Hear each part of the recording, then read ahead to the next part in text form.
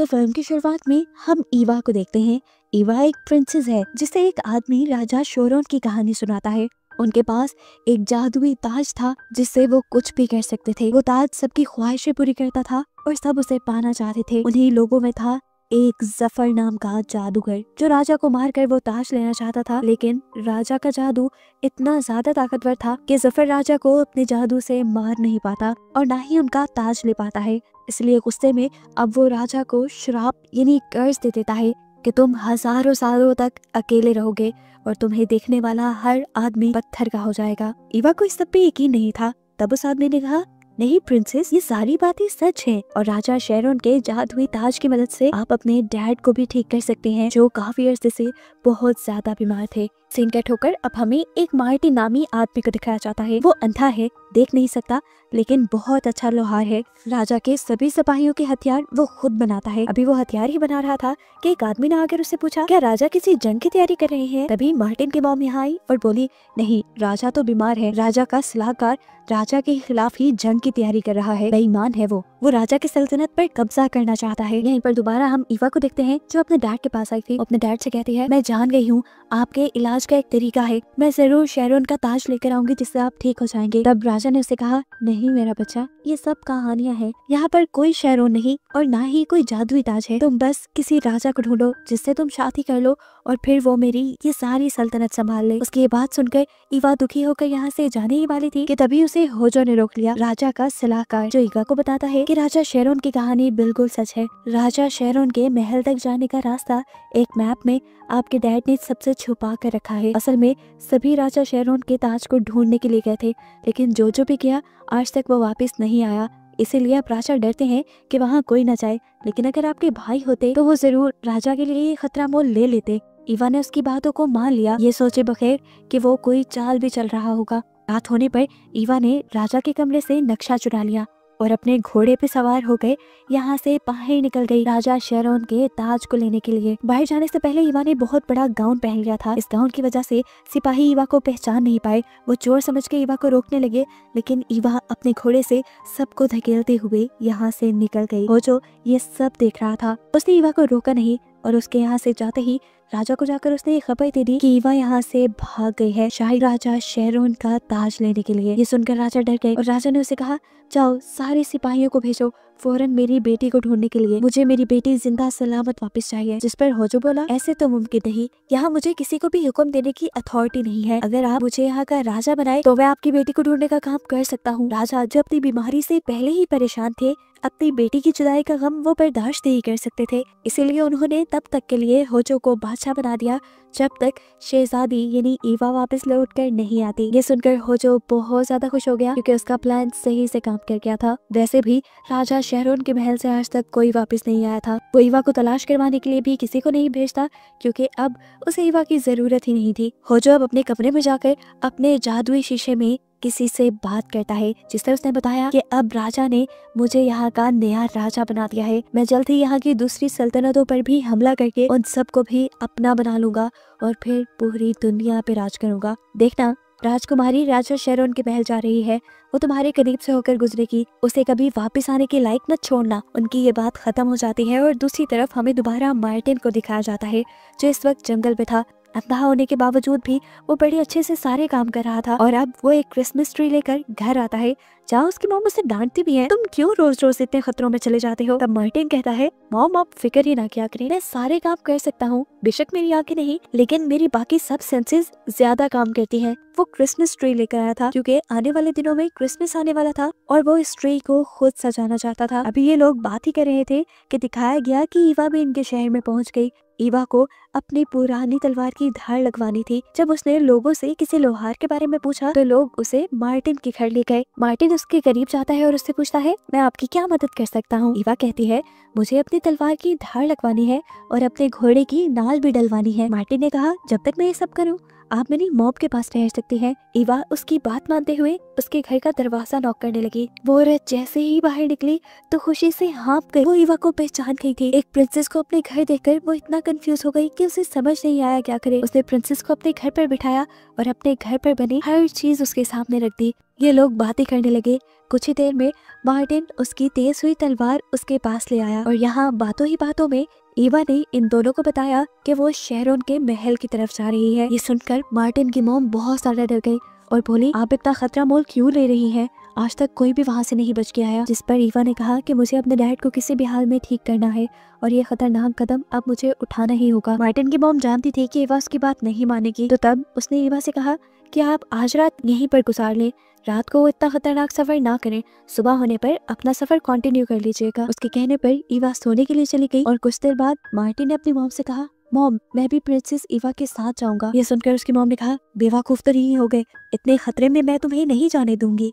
तब मार्टिन ने कहा, मॉम हम प्रिंसेस को भी अकेले जाने तो नहीं दे सकते ना। मार्टिन को जिद करता देखकर उसकी मॉम को कुछ समझ नहीं आई और उन्होंने मार्टिन की चाय में सोने की दवाई मिलाकर उसे पिला दी। सुबह देर से मार्टिन की आंख खुली और जब उसने अपनी मॉम से ईवा के बारे में पूछा तो उसे पता चला कि ईवा तो सुबह होते ही निकल गई थी। मार्टिन को शक हो गया था कि उसकी मॉम ने ही उसके साथ की चाल चली है। अब यहाँ करीब उसे प्रिंसेस की खुशबू आ रही थी। खुशबू का पीछा करते हुए वो एक जगह पर पहुंचा तो वहाँ प्रिंसेस का रुमाल था। वो जब रुमाल पकड़े बैठा था तो तब उसकी मॉम ने कहा, मार्टिन क्या आज तुम्हें कोई काम नहीं करना? ऐसे क्यों बैठे हो? अपनी मॉम की बात सुनते हुए वो लकड़ियाँ काटने लगा, लेकिन उसे ऐसा एहसास हो रहा था कि जैसे प्रिंसेस का घोड़ा या प्रिंसेस करीब ही है। उसकी सोच बिल्कुल ठीक थी। कुछ ही सेकंड्स में प्रिंसेस का घोड़ा यहाँ आ गया, जिसे देखकर मार्टिन समझ गया कि जरूर प्रिंसेस किसी खतरे में है।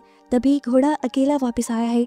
भागकर वो घर के अंदर गया और उसने कपड़े पहन लिए। उसने प्रिंसेस को बचाने का फैसला कर लिया था। पहले तो उसे उसकी मॉम ने रोकने की कोशिश की, लेकिन फिर उसका अटल फैसला देखते हुए उन्होंने उसकी बचाव के लिए एक कुल्हाड़ी उसे दी और साथ ही उसे खाने का कुछ सामान भी दिया। और फिर मार्टिन चला गया प्रिंसेस को बचाने के लिए। घने जंगलों से होता हुआ आखिर वो उस एरिया में पहुंच ही गया था जहां से आगे वो लंबी पहाड़ियां शुरू होती थी, जिसके पीछे था शेरोन का महल। ये घोड़ा अब आगे नहीं जा रहा था। तब उसे अपनी मॉम की बात याद आई कि वो जगह इतनी खतरनाक है कि वहाँ जानवर भी जाने से डरते हैं। अब वो समझ गया था कि ये घोड़ा आगे नहीं जाएगा, आगे का सफर उसे अकेला ही तय करना पड़ेगा। अपनी कुल्हाड़ी से रास्तों को जांचते हुए वो एक दरवाजे तक पहुंचा, जिसके अंदर की तरफ एक छोटी सी सड़क और एक और दरवाजा था। वो दरवाजा शेरोन की शक्ल का बना हुआ था और शेरोन की मूर्ति के कान में एक गॉब्लिन यानी एक बोना बैठा था, जो मार्टिन को देखते ही समझ आता है कि मार्टिन अंधा है और उसे बेवकूफ बनाने के लिए बोलता है, मैं यहाँ का गार्ड हूँ,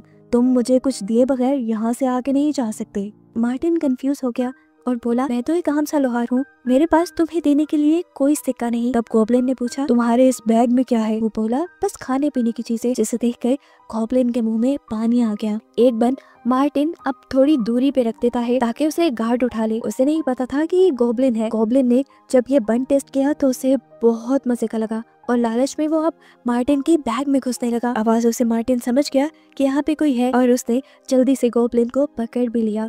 इतने छोटे से को पकड़कर वो हैरान था। मार्टिन ने उसे कहा, इतने छोटे हो, कितना बड़ा झूठ बोल लेते हो और चोरियां भी कर लेते हो। तब गॉब्लिन ने कहा, असल में मुझे बहुत भूख लगती है और जंगल में कई दिनों तक खाने को नहीं मिलता, इतना अच्छा खाना है कैसे छोड़ दूं? ये सुनकर मार्टिन हंसा और मार्टिन ने उसे एक और बन दे दिया। खुश होकर गॉब्लिन ने भी उसकी मदद करने का फैसला किया और उसे बताया, मैं जानता हूँ तुम प्रिंसेस को ढूंढते हुए यहाँ आए हो। रास्ते में चलते हुए तुम्हें एक विच यानी एक डाइन मिलेगी, वो तुम्हारी मदद करेगी और तुम्हें प्रिंसेस तक पहुंचने में आसानी हो जाएगी। लेकिन हाँ, याद रखना उस विच के चुंगल में ना फंस जाना और अगर विच तुम्हें अपने घर ले गए तो उसकी बिल्ली को जरूर अपने साथ ले लेना। उसकी ये बातें सुनने के बाद मार्टिन अब अपने सफर को कंटिन्यू कर देता है और हम देखते हैं कि गॉब्लिन अभी भी उसका पीछा कर रहा था, सिर्फ उसके खाने के लिए। चलते हुए मार्टिन के रास्ते में आ जाती है एक नदी, जिसका अंदाजा उसे अपनी कुल्हाड़ी से हुआ था। वो इस नदी की गहराई का अंदाजा लगाने के लिए पास पड़े हुए कुछ पत्थर फेंककर ये बात पता चलाता है कि ये नदी ज्यादा गहरी नहीं, वो इसे पार कर सकता है। सारे कपड़े उतारकर वो नदी को पार कर लेता है और दोबारा से कपड़े पहनकर अपना सफर शुरू कर देता है। नदी पार करते ही थोड़ी ही दूरी पर उसे वो विच, वो डाइन मिल ही जाती है जिसके बारे में गॉब्लिन ने उसे बताया था। ये विच बहुत ही अजीब शक्ल की थी। मार्टिन ने जब उससे प्रिंसेस के बारे में पूछा तो वो विच बोली, असल में मुझे ज्यादा कुछ याद नहीं रहता, कोई आई तो होगी प्रिंसेस यहाँ पे, लेकिन कहाँ गई होगी मुझे याद नहीं। मैं अपनी सारी बातें अपनी डायरी में लिख लेती हूँ, अगर तुम्हें पता चलाना है तो तुम मेरे घर आ जाओ और डायरी से पढ़कर मैं तुम्हें बता दूंगी कि वो कहाँ की तरफ गई है। भोला मार्टिन उसकी चिकनी चुपड़ी बातों में आता हुआ उसके घर चला गया। विच ने जाकर उसे एक स्टूल पर बैठा दिया और दिल ही दिल में सोचा, आज तो इस अंधे का गोश्त खाने को मिलेगा। वो मार्टिन को ट्रैप करने के लिए दूध में बेहोशी की दवाई मिलाकर मार्टिन को दे देती है। मार्टिन जैसे ही ये सुनता है तो उसे गड़बड़ महसूस हो जाती है और गॉब्लिन की सारी बातें भी याद आ जाती हैं कि गॉब्लिन ने कहा था इस बुढ़िया से होशियार रहना। अब उसने अपना दिमाग लगाया और विच से बोला कि मुझे बाहर से आवाजें आ रही हैं, शायद बाहर तुम्हें कोई बुला रहा है। विच भागती हुई बड़ी तेजी से बाहर गई कि आज तो एक और शिकार भी मिल गया। उतने में ही पीछे से मार्टिन ने विच के दूध के साथ अपना दूध बदल दिया और जब विच वापस आई तो वो बोली, बाहर तो कोई भी नहीं था, तुम्हें वहम हुआ होगा, चलो जल्दी से शाबाश अब दूध पी लो। मार्टिन ने भी दूध पी लिया और फिर बेहोशी का नाटक करने लगा क्योंकि वो जानता था कि ऐसे विच नहीं मानेगी। विच अब खुशी खुशी आग जलाने लगी कि वो मार्टिन को पका लेगी, लेकिन इतने में खुद ही बेहोश हो गई। उसे जब होश आया तो मार्टिन ने उसे उबलते हुए पानी के ऊपर लटकाया हुआ था। वो बोला, बताओ मुझे प्रिंसेस के बारे में, नहीं तो मैं तुम्हारा अभी सूप बना दूंगा। विच डर गई और उसने सच सच मार्टिन को बता दिया कि प्रिंसेस किस रास्ते पर गई थी। इसके बाद वो विच बोली, मुझे नीचे तो उतारो, लेकिन मार्टिन उसे उतारे बगैर वहाँ से चल पड़ा। मार्टिन अब आगे की तरफ बढ़ने लगा। रास्ते में मुश्किलें अब बढ़ती जा रही थी। ये पहाड़ियाँ तो हर कदम पे मुश्किलें लेकर आ रही थी। एक तो ऊंचाई में ये पहाड़ी थी। मार्टिन को ऊपर की तरफ चढ़ते हुए बहुत मसला हो रहा था।